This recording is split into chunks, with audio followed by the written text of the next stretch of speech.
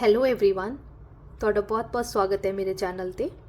ਆਪਣੇ PSTET ਦੀ ਇੱਕ important topic ਹੈ ਜੋ ਸਾਧਨ ਅਤੇ ਇਸ ਦੀਆਂ ਕਿਸਮਾਂ, ਜਿਸ ਨੂੰ ਆਪਾਂ ਕਹਿੰਦੇ ਨੇ resources, it's types, natural and man made human resources, ਉਹ ਆਪਾਂ ਅੱਜ ਟੌਪਿਕ ਕਰਾਂਗੇ। ਠੀਕ ਹੈ, ਸਭ ਤੋਂ ਪਹਿਲਾਂ ਇਹ ਸਮਝਣਾ ਜ਼ਰੂਰੀ ਹੈ ਕਿ ਸਾਧਨ ਹੁੰਦੇ ਕੀ ਨੇ। ਸਾਧਨ ਕਿਸੇ ਵੀ ਉਸ ਚੀਜ਼ ਨੂੰ ਕਹਿ ਦਿੰਦੇ ਨੇ ਜੋ ਆਪਣੀ ਜ਼ਰੂਰਤ ਨੂੰ ਪੂਰਾ ਕਰਦਾ ਹੈ।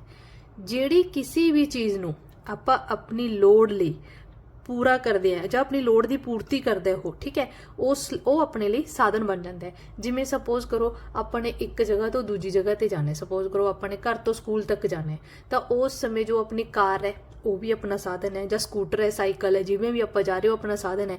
ਫਿਰ ਉਹ ਸਕੂਟਰ ਸਾਈਕਲ ਆਪਾਂ ਜਿਸ ਸੜਕ ਤੇ ਚਲਾ ਰਹੇ ਹਾਂ, ਸੜਕ ਵੀ ਆਪਣੇ ਲਈ ਇੱਕ ਸਾਧਨ ਹੈ। ਫਿਰ ਉਹ ਸਕੂਟਰ ਸਾਈਕਲ ਹੈ ਜੋ ਜਿਸ ਫਿਊਲ ਦੇ ਨਾਲ ਚੱਲ ਰਿਹਾ ਹੈ, ਉਹ ਵੀ ਆਪਣੇ ਲਈ ਇੱਕ ਸਾਧਨ ਹੈ। ਕੋਈ ਵੀ ਇਹੋ ਜਿਹੀ ਚੀਜ਼ ਜਿਹੜੀ ਕਿ ਆਪਣੀਆਂ ਲੋੜਾਂ ਦੀ ਪੂਰਤੀ ਕਰਦੀ ਹੈ, ਉਸ ਨੂੰ ਆਪਾਂ ਸਾਧਨ ਕਹਿੰਦੇ ਹਾਂ। ਖਾਣ ਲਈ ਆਪਾਂ ਚੀਜ਼ਾਂ ਵਰਤਦੇ ਹਾਂ, ਪੜ੍ਹਾਈ ਲਈ ਆਪਾਂ ਚੀਜ਼ਾਂ ਵਰਤਦੇ ਹਾਂ, ਕੋਈ ਵੀ ਮਸ਼ੀਨਰੀ ਆਪਾਂ ਵਰਤਦੇ ਹਾਂ, ਕੋਈ ਵੀ ਐਸੀ ਚੀਜ਼। ਠੀਕ ਹੈ, ਇਹਦੀ ਆਪਾਂ ਡੈਫੀਨੇਸ਼ਨ ਕਿਵੇਂ ਦੇ ਸਕਦੇ ਹਾਂ? ਕੁਦਰਤੀ ਜਾਂ ਮਨੁੱਖ ਦੁਆਰਾ, ਕੁਦਰਤ ਦੁਆਰਾ ਦਿੱਤੇ ਹੋਏ ਜਾਂ ਮਨੁੱਖ ਦੁਆਰਾ ਬਣਾਏ ਹੋਏ। ਅਰਥਵਾਨ ਮਤਲਬ ਜਿਨ੍ਹਾਂ ਦਾ ਆਪਣੇ ਲਈ ਕੋਈ ਨਾ ਕੋਈ ਯੂਜ਼ ਹੈ, ਯੂਜ਼ਫੁਲ ਨੇ।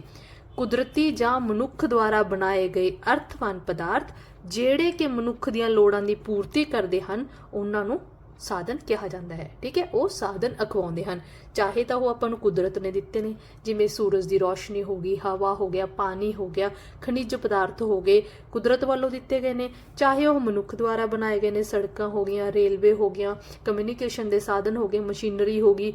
ਠੀਕ ਹੈ, ਉਹ ਸਾਰੇ ਮਨੁੱਖ ਦੁਆਰਾ ਬਣਾਏ ਗਏ ਨੇ, ਉਹਨਾਂ ਨਾਲ ਉਹ ਵੀ ਆਪਾਂ ਨੂੰ ਸਹੂਲਤਾਂ ਪ੍ਰਦਾਨ ਕਰਦੇ ਨੇ। ਬਿਜਲੀ ਹੋ ਗਈ, ਪਾਣੀ ਆਪਾਂ ਨੂੰ ਕੁਦਰਤ ਨੇ ਦਿੱਤਾ, ਪਾਣੀ ਤੋਂ ਬਿਜਲੀ ਮਨੁੱਖ ਨੇ ਪੈਦਾ ਕੀਤੀ, ਤਾਂ ਬਿਜਲੀ ਵੀ ਆਪਣੇ ਨਾਲ ਕਿੰਨੀਆਂ ਆਪਣੀਆਂ ਲੋੜਾਂ ਦੀ ਪੂਰਤੀ ਕਰਦੀ ਹੈ। ਤਾਂ ਕੋਈ ਵੀ ਸਾਧਨ, ਚਾਹੇ ਉਹ ਕੁਦਰਤ ਦੁਆਰਾ ਦਿੱਤਾ ਗਿਆ, ਚਾਹੇ ਉਹ ਮਨੁੱਖ ਨੇ ਬਣਾਇਆ ਗਿਆ, ਜੋ ਆਪਣੀ ਲੋੜਾਂ ਦੀ ਪੂਰਤੀ ਕਰਦਾ ਹੈ, ਉਹਨਾਂ ਨੂੰ ਅਸੀਂ ਸਾਧਨ ਕਹਿੰਦੇ ਹਾਂ। ਠੀਕ ਹੈ, ਸਾਧਨ ਹੁਣ ਇਹਦੇ ਵਿੱਚ ਇਹਦਾ ਜੋ ਕਨਸੈਪਟ ਹੈ ਸਾਧਨ ਦਾ, ਇਹ ਕਿਵੇਂ ਬਦਲਦਾ ਰਹਿੰਦਾ। ਜਿਵੇਂ ਕਈ ਵਾਰ ਕੀ ਹੁੰਦਾ, ਆਪਾਂ ਕਹਿ ਦਿੰਦੇ ਹਾਂ ਵੀ ਸਾਧਨ ਕਿਸੇ ਸਮੇਂ ਲਈ ਆਪਣੇ ਲਈ ਉਹ ਇੱਕ ਤਰ੍ਹਾਂ ਦਾ ਸਾਧਨ ਨਹੀਂ ਸੀ। ਜਿਵੇਂ ਹੁਣ ਪੁਰਾਣਾ ਮਨੁੱਖ ਸੀ, ਆਦਿ ਮਾਨਵ ਸੀ, ਠੀਕ ਹੈ, ਉਹਦੇ ਲਈ ਹਜੇ ਕੋਈ ਪੈਟਰੋਲ ਦੀ ਉਹਨੂੰ ਕੋਈ ਜ਼ਰੂਰਤ ਨਹੀਂ ਸੀ। ਠੀਕ ਹੈ, ਪੈਟਰੋਲ ਨੂੰ ਉਹ ਯੂਜ਼ ਨਹੀਂ ਕਰਦਾ ਸੀ, ਤਾਂ ਇਸ ਲਈ ਉਹਦੇ ਲਈ ਸਾਧਨ ਨਹੀਂ ਸੀ। ਪਰ ਅੱਜ ਦੇ ਮਨੁੱਖ ਲਈ ਉਹ ਸਾਰੇ ਇੱਕ ਤਰ੍ਹਾਂ ਦੇ ਇਹੀ ਸਾਰੇ ਸਾਧਨ ਨੇ। ਤਾਂ ਜੋ ਕਨਸੈਪਟ ਆਫ ਰਿਸੋਰਸਿਸ ਹੈ, ਇਹ ਐਕਸਪੈਂਡ ਹੁੰਦਾ ਰਹਿੰਦਾ ਹੈ। ਇਸ ਦੇ ਵਿੱਚ ਮਤਲਬ ਰਿਸੋਰਸਿਸ ਐਡ ਵੀ ਹੁੰਦੇ ਰਹਿੰਦੇ ਨੇ ਤੇ ਉਹ ਘਟਦੇ ਵੀ ਰਹਿੰਦੇ ਨੇ। ਕਈ ਬਹੁਤ ਸਾਰੀਆਂ ਐਸੀਆਂ ਚੀਜ਼ਾਂ ਜੋ ਪਹਿਲਾਂ ਸਾਡੇ ਲਈ ਰਿਸੋਰਸਿਸ ਸੀ, ਪਰ ਅੱਜ ਦੇ ਜ਼ਮਾਨੇ 'ਚ ਅਸੀਂ ਉਹਨਾਂ ਨੂੰ ਯੂਜ਼ ਨਹੀਂ ਕਰ ਰਹੇ, ਤਾਂ ਇਸ ਕਰਕੇ ਉਹ ਰਿਸੋਰਸ ਦੀ ਕੈਟਾਗਰੀ ਚੋਂ ਨਿਕਲ ਗਏ। ਠੀਕ ਹੈ, ਤੁਸੀਂ ਸਿਰਫ ਇਹ ਸਮਝਿਓ ਕਿ ਕੋਈ ਵੀ ਐਸੀ ਚੀਜ਼ ਜਿਹੜੀ ਕਿ ਆਪਣੀ ਲੋੜਾਂ ਦੀ ਪੂਰਤੀ ਕਰਦੀ ਹੈ, ਉਸ ਨੂੰ ਅਸੀਂ ਸਾਧਨ ਕਹਿੰਦੇ ਹਾਂ। ਸਾਧਨ ਜੋ ਆਪਾਂ ਕਰਦੇ ਕਿ ਕੁਦਰਤ ਦੁਆਰਾ ਦਿੱਤੇ ਹੋਏ, ਮਨੁੱਖ ਦੁਆਰਾ ਦਿੱਤੇ ਹੋਏ, ਇਹ ਤਾਂ ਆਪਾਂ ਕਰਾਂਗੇ ਹੀ ਕਰਾਂਗੇ ਕਿ ਨੈਚੁਰਲ ਕਿਹੜੇ ਨੇ, ਮੈਨ ਮੇਡ ਕਿਹੜੇ ਨੇ। ਹੋਰ ਇਹਦੀਆਂ ਜੋ ਟਾਈਪਸ ਨੇ ਉਹ ਸਮਝਣੀਆਂ ਬਹੁਤ ਜ਼ਰੂਰੀ ਨੇ ਕਿ ਕਿਸ ਟਾਈਪ ਦੇ ਸਾਧਨ ਹੁੰਦੇ ਨੇ। ਠੀਕ ਹੈ, ਇੱਕ ਤਾਂ ਪਹਿਲਾਂ ਆ ਗਿਆ ਆਪਣੇ ਕੋਲੇ ਜੀਵ ਅਤੇ ਨਿਰਜੀਵ ਸਾਧਨ। ਜੀਵ ਸਾਧਨ ਕਿਹੜੇ ਨੇ, ਨਿਰਜੀਵ ਸਾਧਨ ਕਿਹੜੇ ਨੇ? Biotic and abiotic. ਜੀਵ ਕੀ, ਜਿਸ ਦੇ ਵਿੱਚ ਲਾਈਫ ਹੈ, ਜਿਸ ਦੇ ਵਿੱਚ ਜੀਵਨ ਹੈ, ਉਹ ਸਾਧਨ ਜਿਨ੍ਹਾਂ ਦੇ ਵਿੱਚ, ਜਿਵੇਂ ਆਪਾਂ ਕਹਿੰਦੇ ਹਾਂ ਬਾਇਓਟਿਕ ਦਾ ਕੀ ਮਤਲਬ? ਜੋ ਜੀਵ ਮਤਲਬ ਜੀਵਨ ਤੋਂ ਬਣੇ ਨੇ, ਜੋ ਲਾਈਫ ਤੋਂ ਬਣੇ ਨੇ। ਕਿਹੜੇ ਹੋ ਗਏ ਜੀਵ ਸਾਧਨ? ਜਿਵੇਂ ਜੀਵ ਜੰਤੂ, ਪੌਦੇ ਹੋ ਗਏ। ਪੌਦੇ ਵੀ ਕੀ ਨੇ ਆਪਣੇ ਲਈ?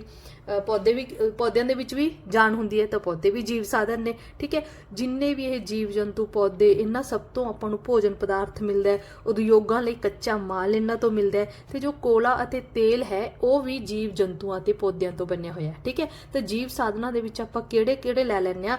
ਜਿਹੜੇ ਸਾਧਨ ਜੀਵ ਜੰਤੂਆਂ ਜਾਂ ਪੌਦਿਆਂ ਤੋਂ ਮਿਲ ਜਾਂਦੇ ਨੇ। ਜਿੰਨੇ ਵੀ ਖੇਤੀਬਾੜੀ ਤੋਂ ਸਾਧਨ ਪੈਦਾ ਹੁੰਦੇ ਨੇ, ਜੋ ਚੀਜ਼ਾਂ ਪੈਦਾ ਹੁੰਦੀਆਂ ਨੇ, ਉਹ ਸਾਰੇ ਜੀਵ ਸਾਧਨ ਨੇ। ਠੀਕ ਹੈ, ਉੱਥੇ ਸਪੋਜ਼ ਕਰੋ ਤੁਹਾਨੂੰ ਕੁਐਸਚਨ ਆ ਗਿਆ ਕਿ ਕੋਲਾ ਜੀਵ ਸਾਧਨ ਹੈ ਜਾਂ ਨਿਰਜੀਵ ਸਾਧਨ ਹੈ, ਤਾਂ ਕੋਲਾ ਜੀਵ ਸਾਧਨ ਹੈ। ਕਿਉਂ ਜੀਵ ਸਾਧਨ ਹੈ? ਕਿਉਂਕਿ ਜੋ ਕੋਲਾ ਅਤੇ ਤੇਲ ਹੈ, ਇਹ ਜੀਵ ਜੰਤੂਆਂ ਤੇ ਪੌਦਿਆਂ ਤੋਂ ਹੀ ਬਣਦਾ ਹੈ। ਇਹ ਜਦੋਂ ਦੱਬੇ ਜਾਂਦੇ ਨੇ ਧਰਤੀ ਦੇ ਵਿੱਚ, ਜਦੋਂ ਮ੍ਰਿਤ ਜੀਵ ਜੰਤੂ ਜਾਂ ਪੌਦੇ ਹੁੰਦੇ ਨੇ, ਅੱਗੇ ਜਾ ਕੇ ਇਹ ਜਦੋਂ ਪਥਰਾਟ ਬਾਲਣ ਬਣ ਜਾਂਦੇ ਨੇ, ਜਿਹਨੂੰ ਆਪਾਂ ਕਹਿੰਦੇ ਵੀ ਚੱਟਾਨਾਂ ਦੇ ਵਿੱਚ ਦੱਬੇ ਜਾਂਦੇ ਨੇ, ਫਿਰ ਕਿਤੇ ਜਾ ਕੇ ਇਹ ਕੋਲੇ ਦੇ ਵਿੱਚ ਪਰਿਵਰਤਿਤ ਹੁੰਦੇ ਨੇ। ਠੀਕ ਹੈ, ਉਸੇ ਤਰ੍ਹਾਂ ਵੀ ਲੱਖਾਂ ਸਾਲ ਲੱਗ ਜਾਂਦੇ ਨੇ ਇਹਨਾਂ ਨੂੰ ਕੋਲੇ 'ਚ ਪਰਿਵਰਤਿਤ ਹੋਣ ਤੇ ਤੇਲ 'ਚ ਪਰਿਵਰਤਿਤ ਹੋਣ ਤੇ ਕਰੋੜਾਂ ਸਾਲ ਲੱਗ ਜਾਂਦੇ ਨੇ। ਪਰ ਇਹ ਦੋਨੋਂ ਚੀਜ਼ਾਂ ਬਣਦੀਆਂ ਜੀਵ ਸਾਧਨਾਂ ਤੋਂ ਨੇ, ਇਸ ਕਰਕੇ ਕੋਲੇ ਅਤੇ ਤੇਲ ਨੂੰ ਅਸੀਂ ਜੀਵ ਸਾਧਨਾਂ 'ਚ ਲੈਂਦੇ ਹਾਂ। ਠੀਕ ਹੈ, ਫਿਰ ਆ ਗਏ ਨਿਰਜੀਵ ਸਾਧਨ। ਨਿਰਜੀਵ ਸਾਧਨ ਕਿਹੜੇ ਹੋ ਗਏ? ਦਿੰਦੀ ਸਾਨੂੰ ਕੁਦਰਤ ਹੀ ਹੈ, ਲੇਕਿਨ ਉਹਨਾਂ ਦੇ ਵਿੱਚ ਜੀਵਨ ਨਹੀਂ ਹੁੰਦਾ। ਜਿਵੇਂ ਖਣਿਜ ਪਦਾਰਥ ਹੋ ਗਏ, ਸੂਰਜ ਹੋ ਗਿਆ, ਪਾਣੀ ਹੋ ਗਿਆ, ਇਹ ਕੀ ਨੇ? ਨਿਰਜੀਵ ਸਾਧਨ ਨੇ। ਅੱਗੇ ਕੀ ਆ ਗਿਆ, ਵਿਕਸਿਤ ਅਤੇ ਸੰਭਾਵਿਤ ਸਾਧਨ। ਵਿਕਸਿਤ ਸਾਧਨ ਕੀ ਨੇ, ਸੰਭਾਵਿਤ ਸਾਧਨ ਕੀ ਨੇ?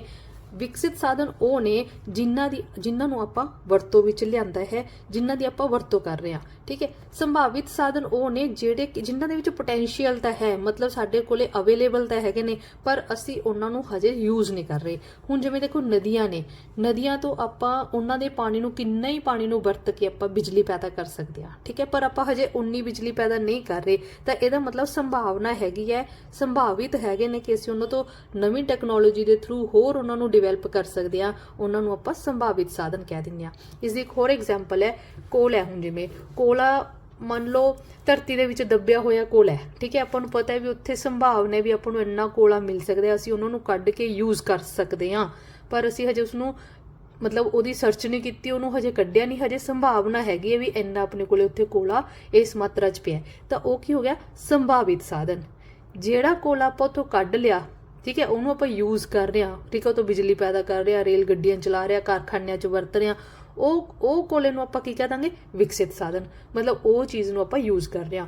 ਜਿਹੜੀ ਚੀਜ਼ ਨੂੰ ਵਿੱਚੋਂ ਆਪਾਂ ਡਿਵੈਲਪ ਕਰ ਲਿਆ, ਜਿਹੜੇ ਸਾਧਨ ਦੀ ਵਰਤੋਂ ਕਰ ਰਹੇ ਹਾਂ, ਉਹ ਤਾਂ ਹੋ ਗਿਆ ਵਿਕਸਿਤ ਸਾਧਨ, ਠੀਕ ਹੈ। ਜਿਹੜੇ ਦੀ ਸੰਭਾਵਨਾ ਹੈਗੀ ਹੈ ਕਿ ਉਹ ਆਪਣੇ ਕੋਲੇ ਅਵੇਲੇਬਲ ਹੈਗਾ ਤੇ ਉਸ ਤੋਂ ਆਪਾਂ ਅੱਗੇ ਉਸ ਨੂੰ ਯੂਜ਼ 'ਚ ਲੈ ਸਕਦੇ ਹਾਂ, ਉਹ ਹੋ ਗਏ ਸੰਭਾਵਿਤ ਸਾਧਨ। ਅਗਲਾ ਹੈਗਾ ਮੁੱਕਣਯੋਗ ਅਤੇ ਨਾ ਮੁੱਕਣਯੋਗ ਸਾਧਨ, ਠੀਕ ਹੈ। ਤੀਸਰਾ ਆਪਣੇ ਕੋਲੇ ਕਿਹੜਾ ਆ ਗਿਆ, ਮੁੱਕਣਯੋਗ ਅਤੇ ਨਾ ਮੁੱਕਣਯੋਗ ਸਾਧਨ। ਇਹ ਤਾਂ ਬੇਟੇ ਨਾਮ ਤੋਂ ਹੀ ਕਲੀਅਰ ਹੈ। ਮੁੱਕਣਯੋਗ ਸਾਧਨ ਉਹ ਹੋ ਗਏ ਜਿਨ੍ਹਾਂ ਦੀ ਵਰਤੋਂ ਜੇ ਆਪਾਂ ਲਗਾਤਾਰ ਕਰਦੇ ਰਹੇ, ਬਿਨਾਂ ਸੋਚੇ ਸਮਝੇ ਕਰਦੇ ਰਹੇ, ਤਾਂ ਉਹ ਇੱਕ ਦਿਨ ਆਪਣੇ ਕੋਲੇ ਮੁੱਕ ਜਾਣਗੇ, ਖਤਮ ਹੋ ਜਾਣਗੇ, ਠੀਕ ਹੈ। ਜਿਵੇਂ ਹੋ ਗਿਆ ਕੋਲਾ ਹੈਗਾ, ਪੈਟਰੋਲੀਅਮ ਹੋ ਗਿਆ, ਇਹ ਵੈਸੇ ਹੀ ਮੁੱਕਣ ਦੀ ਤਾਦਾਦ ਨੇ, ਕਿਉਂਕਿ ਆਪਾਂ ਨੇ ਇੰਨਾ ਜ਼ਿਆਦਾ ਇਸ ਨੂੰ ਡਿਵੈਲਪ ਕਰ ਲਿਆ, ਇਸ ਨੂੰ ਇੰਨਾ ਡਿਵੈਲਪ ਕਰ ਲਿਆ, ਮਤਲਬ ਇੰਨਾ ਜ਼ਿਆਦਾ ਇਸ ਦੀ ਵਰਤੋਂ ਕਰ ਲਈ, ਠੀਕ ਹੈ, ਯੂਜ਼ ਕਰ ਲਿਆ। ਨਾ ਮੁੱਕਣਯੋਗ ਸਾਧਨ ਉਹ ਨੇ ਕਿ ਜਿਨ੍ਹਾਂ ਨੂੰ ਤੁਸੀਂ ਜਿੰਨਾ ਮਰਜ਼ੀ ਯੂਜ਼ ਕਰ ਲਓ, ਉਹ ਕਦੀ ਵੀ ਨਹੀਂ ਖਤਮ ਹੁੰਦੇ, ਠੀਕ ਹੈ। ਉਹਨਾਂ ਤੋਂ ਤੁਸੀਂ ਜਿੰਨੀ ਮਰਜ਼ੀ એનર્ਜੀ ਪੈਦਾ ਕਰ ਲਓ, ਉਹ ਨਹੀਂ ਖਤਮ ਹੁੰਦੇ। ਜਿਵੇਂ ਸੂਰਜ ਦੀ ਰੋਸ਼ਨੀ ਹੋ ਗਈ, ਹਵਾ ਹੋ ਗਿਆ, ਪਾਣੀ ਹੋ ਗਿਆ। ਹੁਣ ਪਾਣੀ ਵੀ ਦੇਖੋ ਜੇ ਆਪਾਂ ਯੂਜ਼ ਕਰ ਰਹੇ ਤਾਂ ਵਾਟਰ ਸਾਈਕਲ ਦੇ ਥਰੂ ਆਪਣੇ ਕੋਲੇ ਆ ਜਾਂਦਾ ਹੈ। ਕੁਝ ਸਾਧਨ ਇਹੋ ਜਿਹੇ ਹੁੰਦੇ ਨੇ ਜਿਹੜੇ ਬਿਲਕੁਲ ਹੀ ਨਹੀਂ ਖਤਮ ਹੁੰਦੇ, ਜਿਵੇਂ ਸੂਰਜ ਦੀ ਰੋਸ਼ਨੀ ਹੋ ਗਈ। ਕੁਝ ਸਾਧਨ ਇਹੋ ਜਿਹੇ ਹੁੰਦੇ ਨੇ ਜਿਨ੍ਹਾਂ ਨੂੰ ਸਮਾਂ ਪਾ ਕੇ ਅਸੀਂ ਥੋੜੇ ਜਿਹੇ ਸਮੇਂ 'ਚ ਡਿਵੈਲਪ ਕਰ ਸਕਦੇ ਹਾਂ।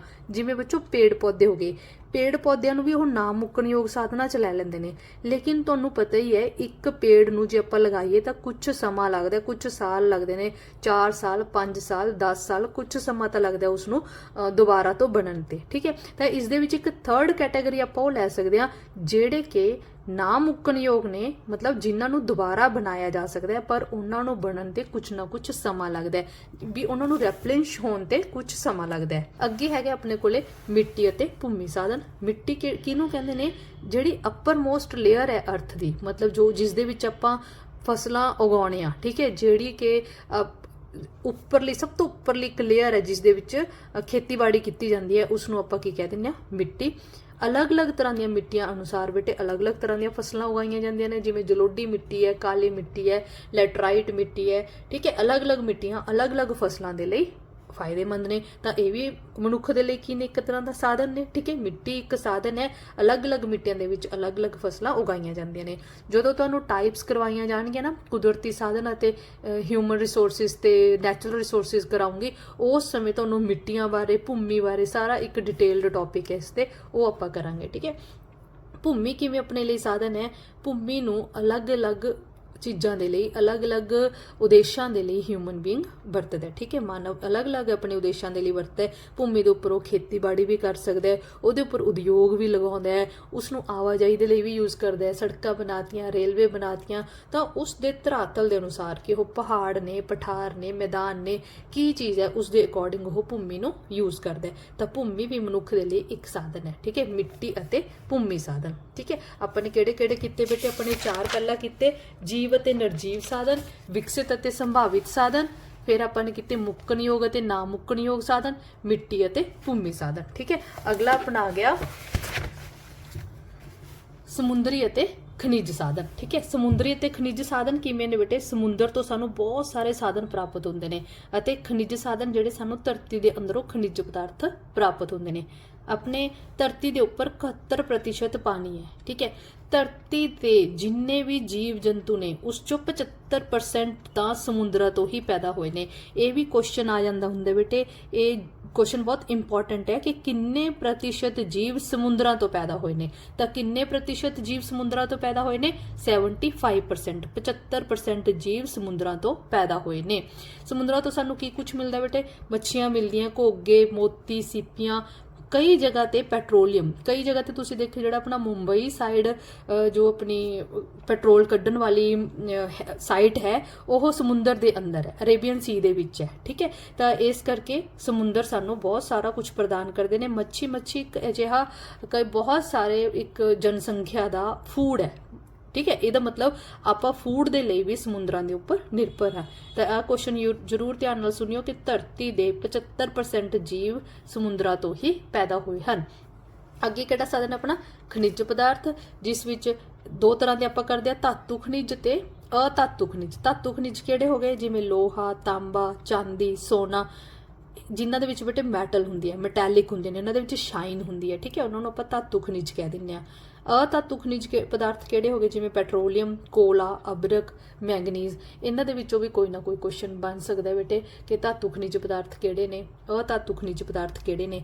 ਖਣਿਜ ਪਦਾਰਥਾਂ ਦੇ ਉੱਪਰ ਤੇ ਜਾਂ ਫਿਰ ਇਹ ਮਿੱਟੀ ਅਤੇ ਭੂਮੀ ਸਾਧਨਾਂ ਦੇ ਉੱਪਰ ਆਪਣਾ ਇੱਕ ਪੂਰਾ ਟੌਪਿਕ ਹੈ ਜੋ ਕਿ ਕੁਦਰਤੀ ਸਾਧਨਾਂ ਦੇ ਅੰਡਰ ਆਉਂਦਾ ਹੈ, ਉਹ ਆਪਾਂ ਜ਼ਰੂਰ ਕਰਾਂਗੇ ਇਸ ਤੋਂ ਬਾਅਦ। ਠੀਕ ਹੈ, ਇਹ ਟੌਪਿਕ ਇਸ ਲਈ ਜ਼ਰੂਰੀ ਸੀ ਕਿਉਂਕਿ ਤੁਹਾਨੂੰ ਕਈ ਵਾਰ ਪੁੱਛ ਲੈਂਦੇ ਨੇ ਕਿ ਕਿਹੜਾ ਸਾਧਨ किस किस्म का साधन है, केड़ी टाइप है उसकी, जीव साधन है, निर्जीव साधन है, विकसित साधन है, संभावित साधन है, केड़े साधन होंदे ने ये। ठीक है, इस तो बाद जो रिसोर्सिस का दूसरा टॉपिक है कि ह्यूमन रिसोर्सिस ने या नैचुरल रिसोर्सिस ने, वो आप अगली वीडियो च करांगे। ठीक है, एक ये एक होर साधन मैं तुहानूं करवाउण लगी हां जिसनूं आपां कहंदे आ मनुखी साधन। मनुख एक साधन किवें है बेटे? मनुख नूं आपां किवें साधन कह सकदे हां? इत्थे है ह्यूमन एज अ रिसोर्स।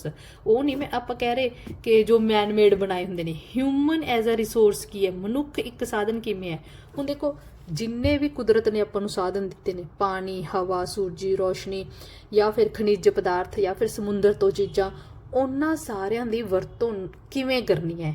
ਇੱਕ ਜੋ ਪੜ੍ਹਿਆ ਲਿਖਿਆ ਜਾਂ ਫਿਰ ਆਪਾਂ ਕਹੀਏ ਪੜ੍ਹੇ ਲਿਖੇ ਤੋਂ ਇਲਾਵਾ ਜੋ ਬੁੱਧੀਜੀਵੀ ਹੋਏਗਾ, ਜਿਸ ਦੀ ਸੋਚ ਅੱਛੀ ਹੋਏਗੀ, ਜੋ ਜਿਸ ਦਾ ਆਪਣਾ ਦਿਮਾਗ ਹੋਏਗਾ ਕਿ ਇਹਨਾਂ ਸਾਧਨਾਂ ਦੀ ਮੈਂ ਅੱਛੀ ਵਰਤੋਂ ਕਿਵੇਂ ਕਰ ਸਕਦਾ, ਤਾਂ ਉਹ ਇੱਕ ਮਨੁੱਖੀ ਹੈ ਕਿ ਇਹਨਾਂ ਸਾਧਨਾਂ ਨੂੰ ਮੈਂ ਕਿਵੇਂ ਵਰਤ ਸਕਦਾ। कई सारे देश ऐसे ने बच्चे जिन्हों को साधन बहुत थोड़े ने, लेकिन वो उन्ने क साधना तो ही अपनी टैक्नोलॉजी दे नाल, अपने दिमाग दे नाल बहुत अगे ने। जिवें जापान है, जापान दे कोले नैचुरल रिसोर्सिस बहुत घट ने, लेकिन उन्हां कोले ह्यूमन बीइंग्स एक इहो जिहा रिसोर्स है कि जो अवेलेबल रिसोर्सिस ने उन्हां नूं ही इन्ने तरीके नाल यूज़ करते हैं कि वो एक डिवेलप्ड कंट्रीज़ दे विच आउंदी है। ठीक है, तो किसी देश दे विच ह्यूमन दा एज अ रिसोर्स होना, एक साधन के तौर पर होना, जो उन्हां दे विच कला है, वो स्किलफुल ने, उन्हां दा अच्छा दिमाग है, वो अपने साधनों नूं अच्छे तरीके नाल यूज़ करते हैं, अच्छी अच्छी टैक्नोलॉजी फाइंड आउट करते हैं, नवीं नवीं इन्वेंशनस कढ लैंदे ने कि किवें असीं अपने साधनों तो वध वरतों लै सकदे हां। तो इस करके मनुख भी एक साधन है। हुण तक ह्यूमन बीइंग्स ने बेटे किन्नी ही तरक्की की, आपां पिछले चैप्टर च भी कीता सी कि बहुत सारे पड़ावां चों निकल के किन्ना विकास ह्यूमन बीइंग्स ने कर लिया है। ये सारे तुहाडे हो गए बेटे टाइप्स ऑफ रिसोर्सिस। ठीक है, चलो वीडियो अच्छी लगी तो बेटे लाइक कर दियो, चैनल सब्सक्राइब कर दियो। Thank you, thanks for watching, thank you so much, best wishes.